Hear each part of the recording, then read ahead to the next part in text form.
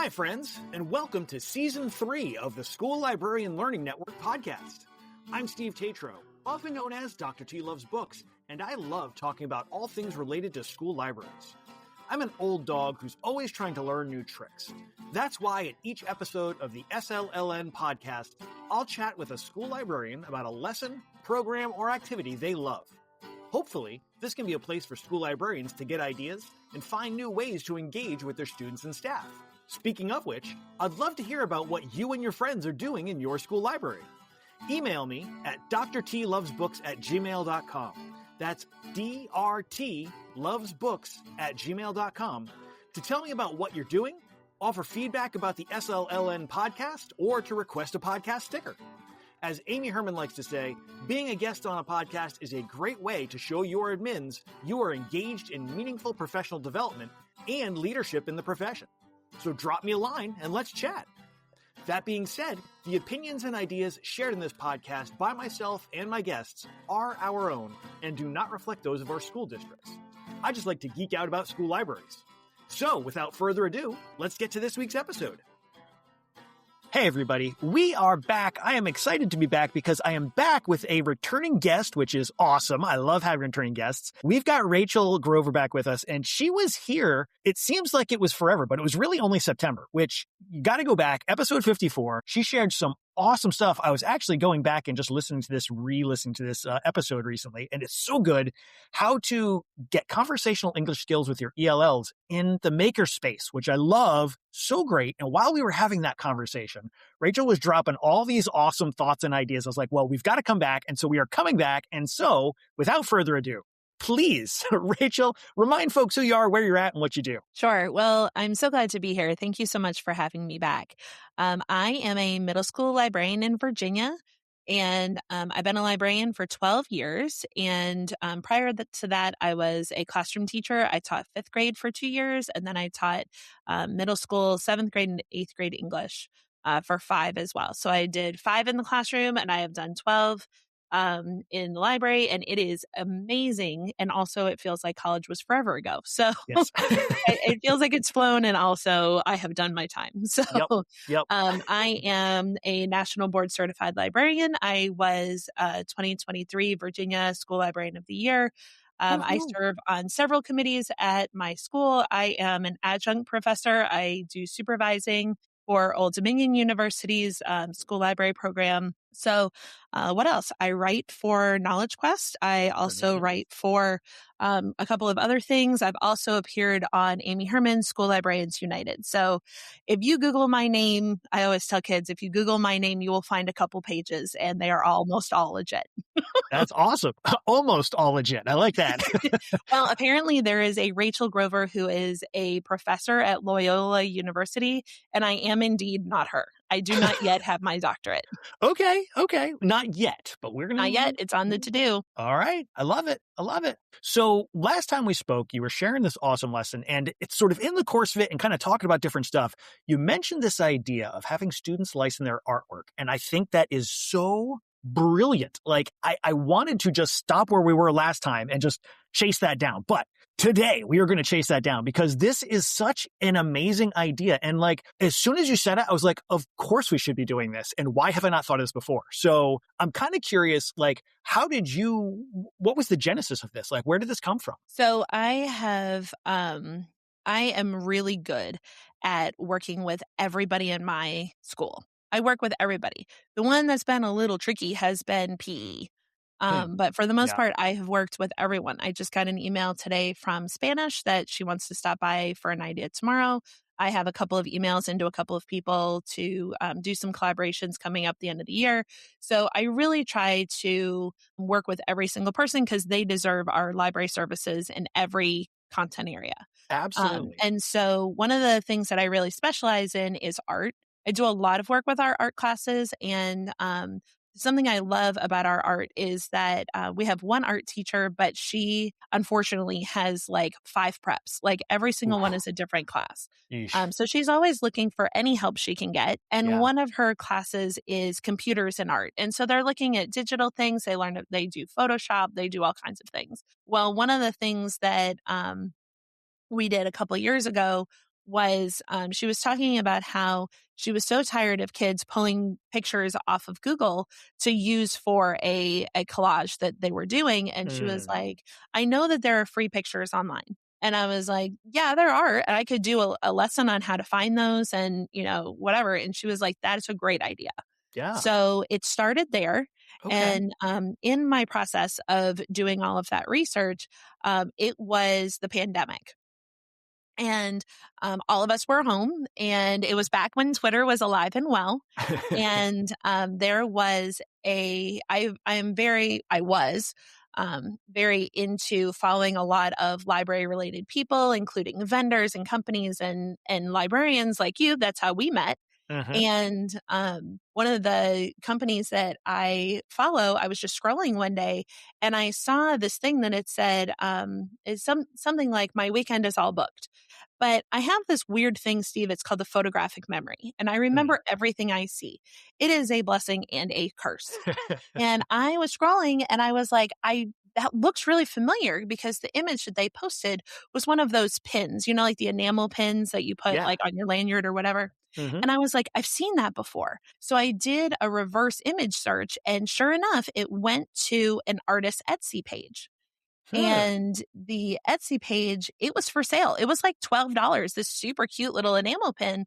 But this really well-respected company, Steve, didn't give any credit for it. Like, not at all. So I had to respond and say, credit where credit is due. And I tagged the creator who was on Twitter at the time and provided the link and did my due diligence because I couldn't take that money out of that artist's pocket. Yeah, absolutely. And so this really kind of moved into, they just took this picture off of this person's Etsy page. Oh my God. Like all they had to do, because they had thousands of followers, all they had to do was add the link and it would have made that person so much money.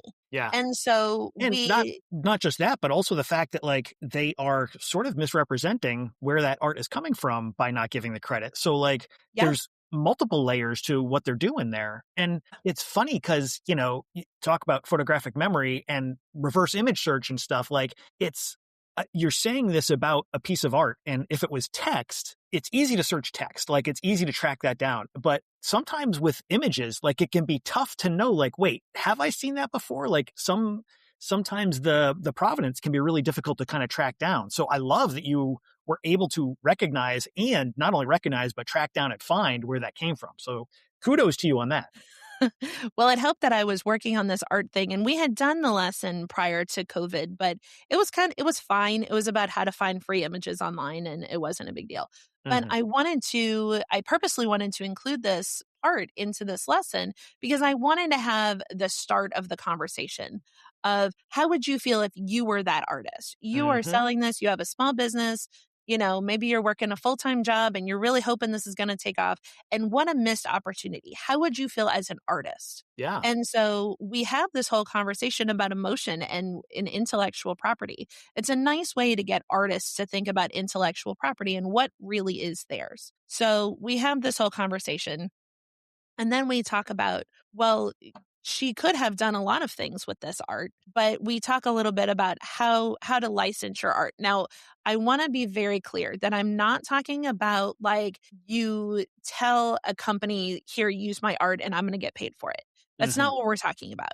Right. What we're talking about is kids feeling like they have the power to control how others use their art. Absolutely. And And so they with should. that, I completely agree. And this is something that for our artists in 7th and 8th grade, these are things that our 12 and 13-year-old kids are not thinking about. So we have this whole conversation about what does it mean to give rights to your artwork, because we talk about public domain. We talk about, the website like Flickr. People just post things on there and they don't really want attribution. They just do it. And then there's other people that keep it under copyright and you can't use it for anything. And So what do you think so far? I've talked a lot. Yeah, no, but I mean, even just the filters of when you're doing searches, like even a Google search, one of the tools is you can select what kind of licensing or I like to use Flickr when I'm looking for, different kinds of stuff. And again, they've got the drop down menu for like, do you want all copyright? Do you want just Creative Commons? Like what are you looking for? And I don't think most people recognize that like that, A, that is an option, and B, that is something they should really be thinking about when they use images. And going back to years ago, I mean, not years and years, but like before I even got in the library, that was a conversation I would have with students when they were working on projects. Like, doesn't matter if it's words or pictures or video or audio. If you took it from someplace else, you need to give credit. And they would look at me like I had four heads. I'm like, you didn't make it. You have to say where it came from. So I think this is awesome that you're having these conversations with the students. Well, and it actually starts with, we talk about copyright. And here in the United States, I tell kids, even if you doodle on the side of a worksheet, it is yours and it belongs to you. And Mm-hmm. people can't use it without your permission. Mm-hmm. And it blows their minds that we talk about inherent copyright, especially as artists. And if you want to give permission, you can. But if there is no permission seen, you need to assume it is not allowed to be able to be used. Mm-hmm. And that blows their minds. So I do give time for them to kind of process at the table, what they're thinking about, these emotions that, is this just a fun hobby for you and you just want to give it away on Flickr? Or is this something that like you really want to do? There's such a market for artists that are so Oh, talented. absolutely. Yeah. So I don't want to go off on too much of a tangent, but I'm so That's curious. okay. Have you talked at all about AI and AI use of art and whatnot within this? Yes. So the intro that we did, so it's a semester class. Okay. So the intro that we did this past semester was, can you tell if the art is AI or not? And it's Interesting. really interesting to see if the kids can tell. So I do like 5 pictures of sunsets, and 2 of them are AI and 3 of them are not.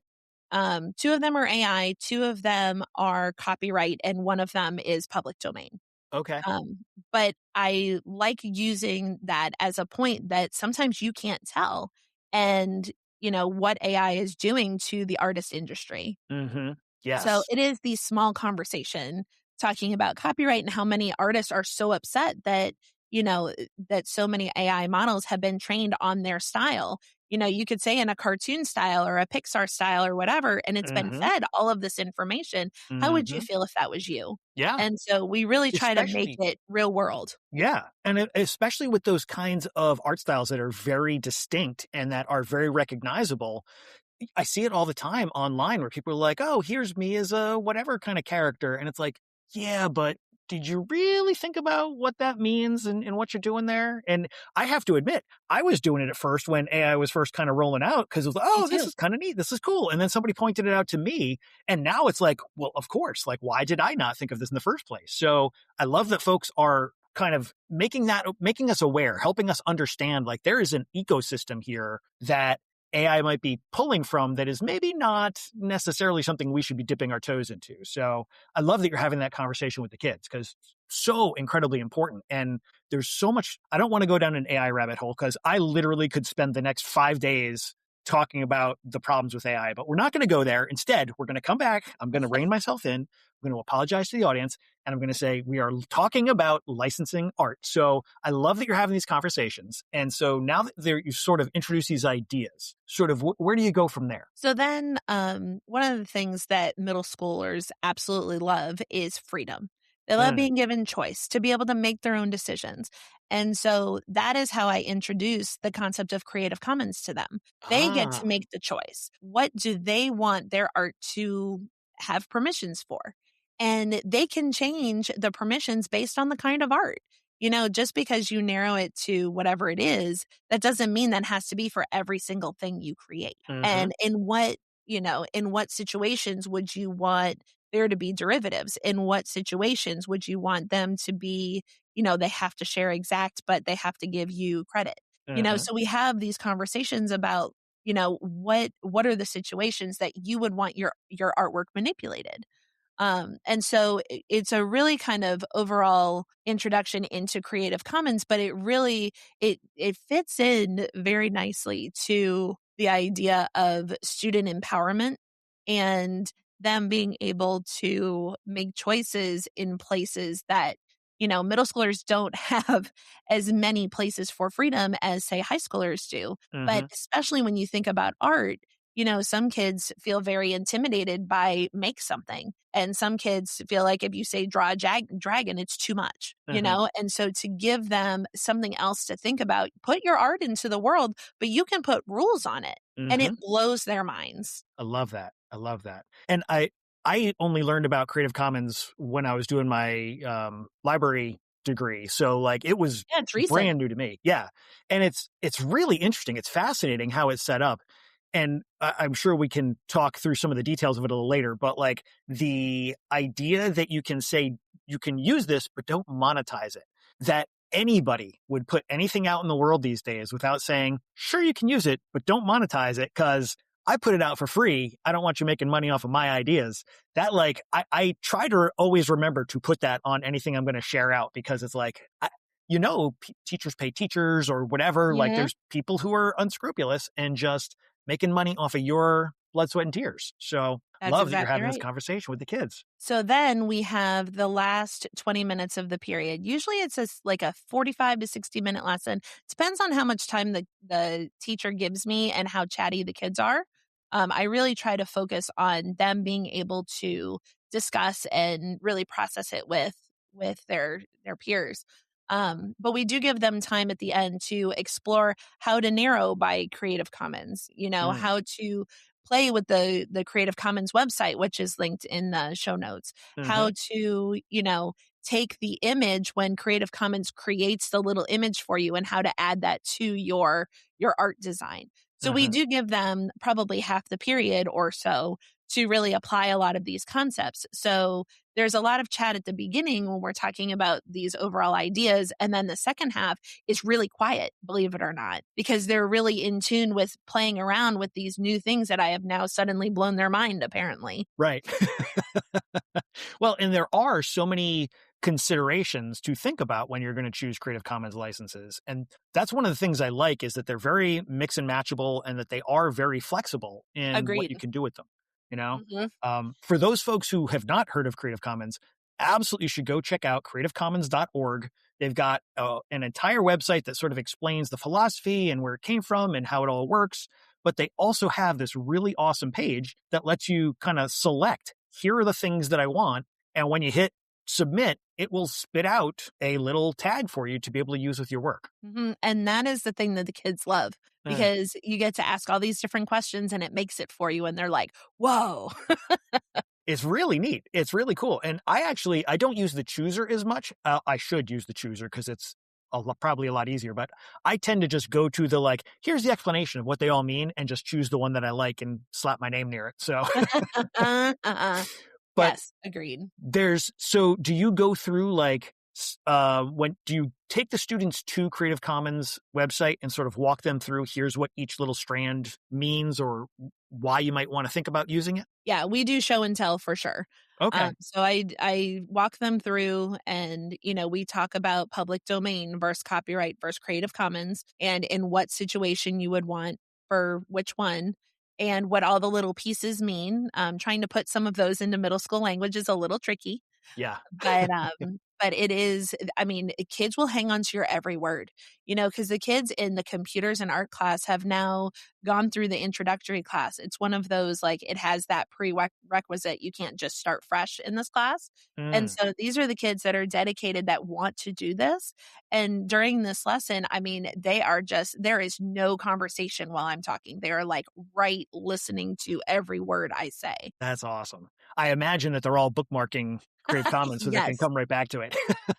Yeah, and I make sure that all of the links and even the presentation go onto our art teachers' library management. We do have Schoology. Okay. So that they can come back to it for the semester. So it tends to be a lesson that's in the first 2 to 4 weeks of the semester, so that it's kind of that one of those intros to kind of set the stage for, can just borrow things off Google for this class. Yeah. Well, and not only is it useful for the art class, but that conversation, I imagine, just is so wonderfully cross-disciplinary to be able to talk about when we cite stuff in English class. It's the same sort of idea. We're giving credit to the person who created it, just like you want credit for your artwork. So I would imagine there's probably some really interesting conversations across class like the different disciplines as you're going through this. Yeah, and the thing that that I always find most valuable in the whole lesson, Steve, is that I always make maybe the last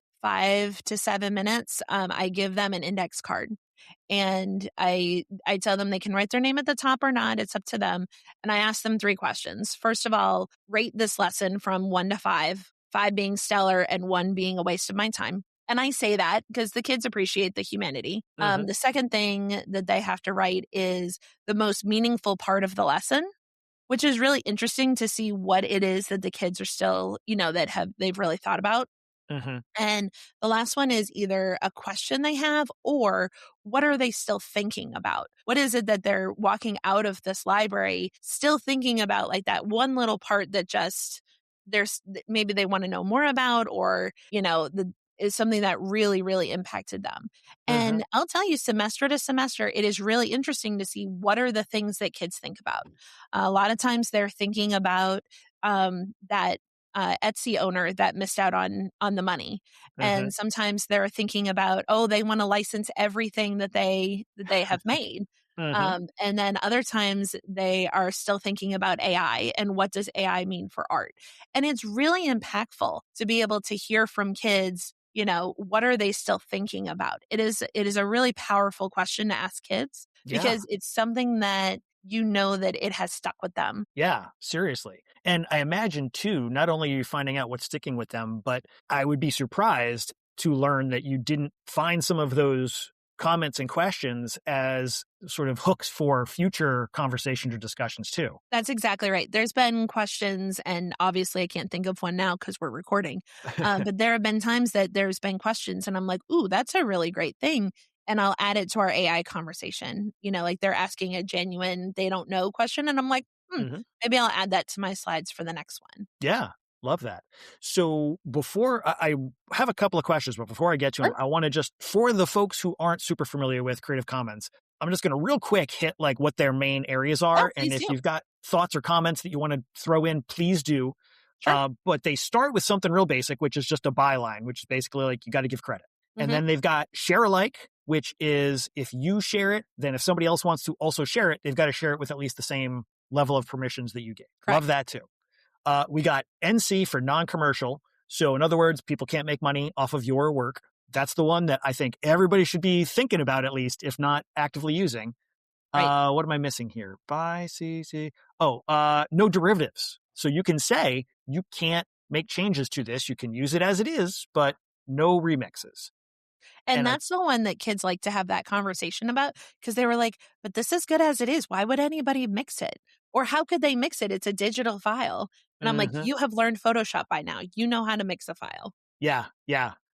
I mean, I'm imagining the conversations in my head that I would be having with my middle grade students about this. And it's just really, I'm sure it's fascinating to hear what they're saying and to have those conversations in class. But I also think, Steve, that, I think it's a worthy conversation for your AP photography class, for your AP drawing class, your seniors that are maybe applying to art school. I would love to know the difference in conversation between my 7th and 8th graders and seniors. Well, and I would even argue you could bring this down levels too, because although the concepts, you might need to think about how you word them, the basics of it, I think, still apply to all of our students at pretty much all age levels. Like we really do want them. We've been pushing this idea of students should be creators and not just consumers, but we need to include with that at all grade levels. If you are creating, then you deserve credit for your work, and making sure that that just becomes part of the philosophy. Because in my mind, if they're growing up with the idea that if I make it, I deserve credit, then that's going to make it so much easier when you talk about, so then if you use somebody else's work, you need to give credit, like, That's and right. it's just, you are now the audience. Exactly. Like it's just part of the accepted understanding of how we use media. And that would be, to my mind, the ideal. Like that's where we should be. I think there's the only other one I think I didn't get was the public domain. So you can do CC0, anyone, anywhere can use it for any purpose, whatever they want. So those are mixable and matchable, well, except for public domain. That's pretty much your public domain or you're not. But the other ones are kind of mixable and matchable. They've got little icons that you can copy paste, or if you use the creator, kind of spits one out for you. And they're great. They're small. They're easy to throw into an image, or I put them in my slide decks. I usually put them on like the master slide somewhere so that it can't be tampered off of there. Yeah. But they're simple to use, but it's such a great tool that is so easy to overlook. And I'm so glad you're having these conversations with the middle schoolers. It's so great. And I think it's a worthy collaboration for librarians. You know, one of the things, a hot take of mine, Steve, so many librarians really champion working with their English teachers. And I love that. I love that for them. English teachers are overworked and underpaid. And I say that because I was one. And also, every other department deserves your attention as well. Yep. And this is a library skill that may not be as well received with your English class. And maybe you haven't made a step into art. You know, you could have this conversation in any kind of art class. It doesn't have to be a computers and art class. And so maybe this is an opportunity for you to reach out to someone in your building that maybe you haven't worked with before. Absolutely. No, I'm 100% on board with that. And theoretically, you could have this conversation. It doesn't have to be art. You could have a conversation like this in English about when the kids make work, if they're going to post it online, they should be thinking about, am I getting credit or not? But I absolutely 100% agree that yes, we should also be talking about this in art and social studies and science, like wherever they're going to be making something, make sure that they understand they have some sort of ownership over their intellectual property. It's just, that's the way it is. So if we're not telling them that, we're kind of doing them a disservice. And middle school is the time where kids are, they're practicing being grown. Yes. And it's so cute because they can't lie and they can't cheat. And it's amazing because they're bad at a lot of things. And it makes me laugh all the time. But they're learning how to be adults. And I think it's a mind-blowing kind of thing when you tell them, you know, you own what you make. You know, because middle schoolers, you know, they have very limited freedom. And the fact that they're owning something, you know, aside from, you know, their phone or their jeans or whatever it is, they're owning their artwork. And that is such a higher level thought that middle schoolers haven't encountered before. Yeah. I mean, the ownership, the way that gives them power and gives them voice, something that middle school kids can never get enough of. And deservedly, like they need to start, like you said, they're kind of practicing adulthood. And this is a great way to practice some of those adulthood ideas and thought processes and skills. That's right. Love it. You're working with these students in art class. So I don't know if this is something that is relevant or not, but is there any sort of differentiation or ways that you sort of modify for either students of different ability levels or for ELL students or anything like that? You know, it's a really great question. And the answer is absolutely not. This is a lesson that has evolved over the years. And that is not something I have touched with this lesson. I think there's a lot of opportunities. But I have not explored that quite yet.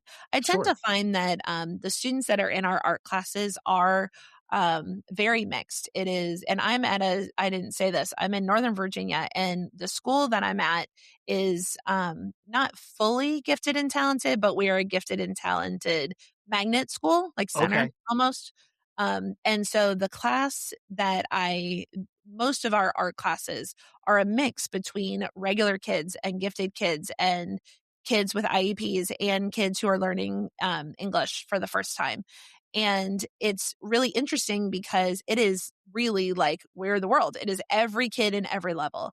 And I find that this particular lesson, if you make it real world, for the most part, you have every kid's attention. I have found that it is difficult when you try to do this with students who have very limited English, but they're very good about following along in the process. You know, they're very visual. So even when it comes to the exploring part, they can still do that pretty well.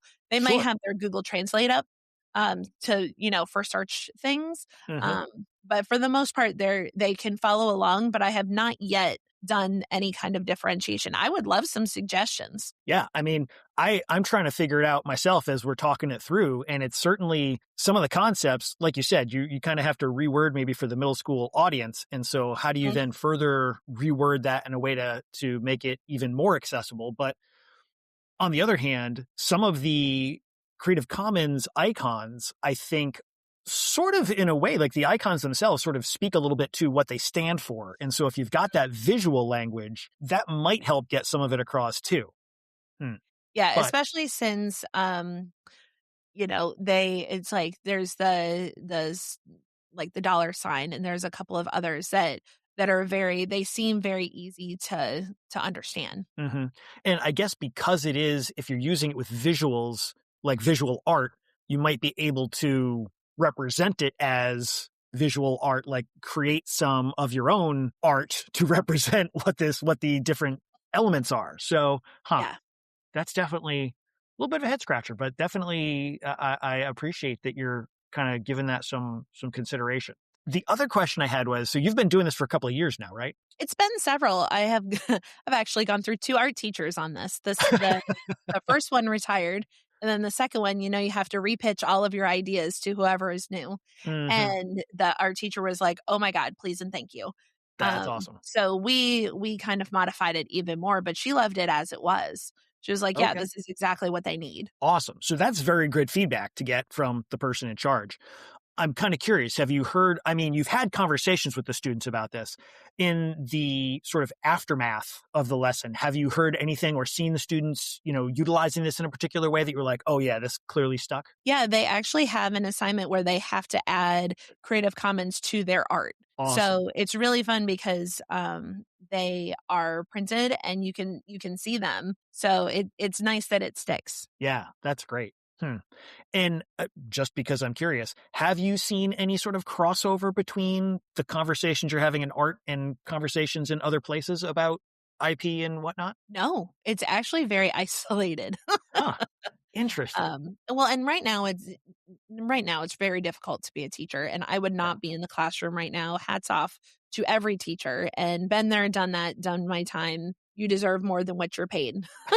But our content areas right now are largely scripted.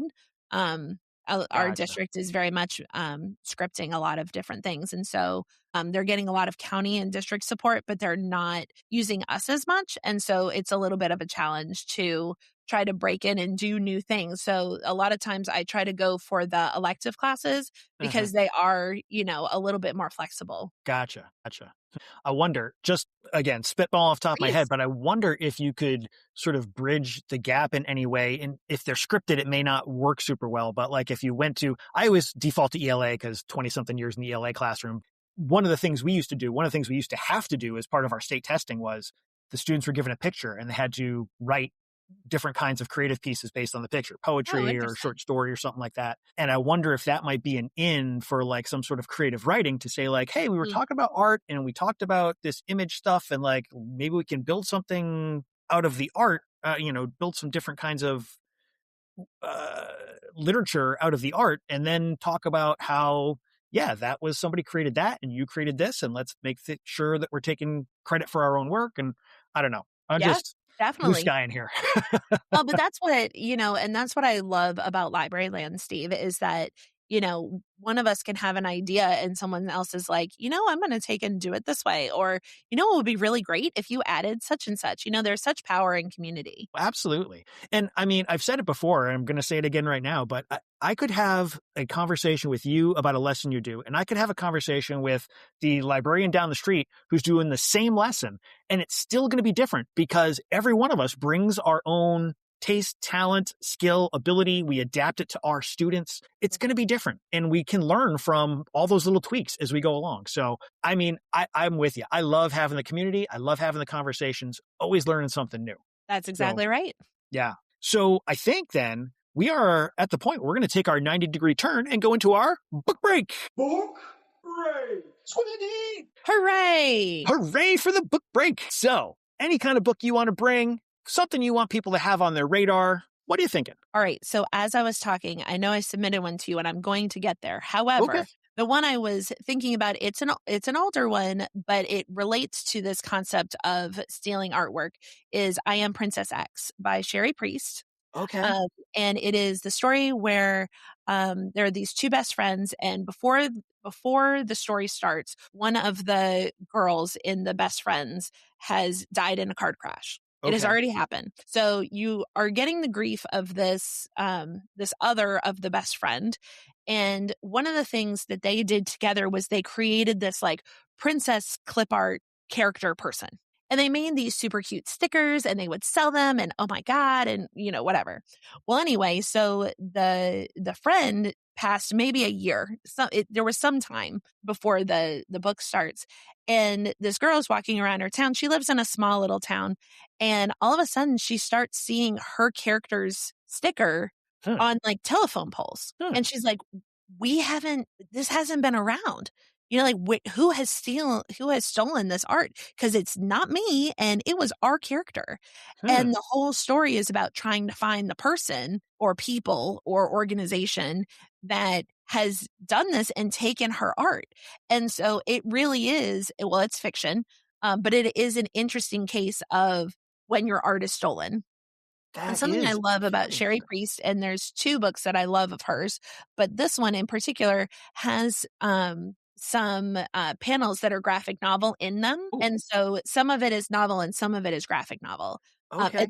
I wouldn't sell it as a graphic novel, but there's just like a couple of panels here and there to kind of advance the story. It Love is that. excellent. So if you're looking for something kind of related and kids are kind of into it, it's an older one, but I Am Princess X, it goes out all the time here. I love that. I remember that title coming sort of around the time when it came out, everybody kind of talking it up, and I never got around to it. It's somewhere in my 600 book TBR list. It's in there, but that's actually not my New Year's resolution, but I am trying to whittle through my ridiculous TBR list. It is 596 books right now, but I'm making a dent. So yeah, but that's definitely in there someplace. Okay. Definitely got I Am Princess X. And then there was something else you wanted to bring too, wasn't there? So I believe I talked about it in my last podcast, but the one I wanted to talk about was Words on Fire by Jennifer Nielsen. And it is on a little bit on the older side as well. But I believe I mentioned her in our last one, that she is just a treasure. She is an awesome human. She's a huge proponent of libraries. If you can get her as an author visit, she is just... she is the author that your kids and your staff will still talk about because mine do. Love that. So she has written a lot of historical fiction. She has a lot of primarily girl characters. And this Words on Fire is my favorite one. I feel like you either love her writing or you're just kind of mid about it. Okay. But for me, I have fallen in love with her writing, mostly because I have fallen in love with her. She's great. But it is based on a true story, and the main character's name is Audra. It takes place in Lithuania in the late 1800s, and she joins a secret network of book smugglers. Okay. Because there are Russian soldiers who are trying to burn everything with the Lithuanian language. Oh. And trying to get everybody to read Russian instead. And so she joins this network about trying to smuggle books to people and from people and out of towns and whatever, because she's trying to preserve her language, her culture. She gets caught a couple times. There's some really good, a little bit of, intense action. But it really is about her discovering the power of literature in communities and also her own strength because she is questioned by the authorities. She does have to lie. And it is a really good story about not only book banning and censorship, but also the power of this girl who feels like she's not a whole lot to joining something so much bigger than her. Wow. That sounds awesome. It's middle school. She's 12. Okay. I like that. It's sort of giving me like a little bit of a book thief vibe. Am I sort of okay? Yep, but for a younger audience. Okay. I love that. Love that. Yeah, it's my favorite one. I think we have all of her books, and they go out all the time. I have a couple copies of each one, but Words on Fire is the one I talk about the most because it's about book smuggling. Yeah. Well, I mean, why wouldn't you talk about book smuggling? I love that. Boy, there's so many books now, not so many, but there is a nice selection, I would say, of books that are sort of about this idea of people trying to hide information, censor information, keep books from getting into certain hands that you could do an amazing unit on just those books and those stories. But this one really, I'm definitely going to have to put that. Thank you for adding another thing to my ridiculous list, but I am definitely going to have to get to that because that sounds great. You're entirely welcome. Well, thank you so much, because I really greatly appreciate the time. Not only did you talk with us before, you came back to share about this, and we might even be talking some more in the future. I'm hoping, because we've already started to kind of throw a couple of ideas around, so we might be seeing Rachel again soon, I'm hoping. Well, I'll tell you what, I tried to stay very on topic this time. I tried not to sway at all. No, you did best. Outstanding. I was the one that was trying to drag us off into the woods, but you did okay. great. I have my own opinions about AI too. Yeah, well, that one we'll save for another day. But Thank you so much. If people want to follow you, if they're not already following you, they should be. So where are they going to go looking for you? I am on Blue Sky. My handle is in the show notes. That's really the place to find me, or I believe my email is in the show notes as well. I'm always up for a Zoom or an email back and forth. I'm super approachable. I love sharing and then, learning from others as well. Love it. And folks, you do want to take advantage of that, because Rachel is awesome. She's got so much knowledge. She's got so much good stuff going on. Do help yourself by helping yourself to Rachel's time and effort and energy and enthusiasm. Holy smokes. She's the best. I love it. Thank you so much. Well, thank you. I really appreciate it. And we'll be talking soon, I'm sure. Sounds like a plan, Steve. Thanks so much for having me. Thanks for joining us for this episode of the SLLN podcast. Be sure to check out the show notes for the episode. They feature links to resources shared by our guest, as well as ways to keep in touch with them, and links to the book break titles. I'd love to hear from you. If you have feedback, a comment, an idea, a question, or something you want to share, you can email drtlovesbooks@gmail.com.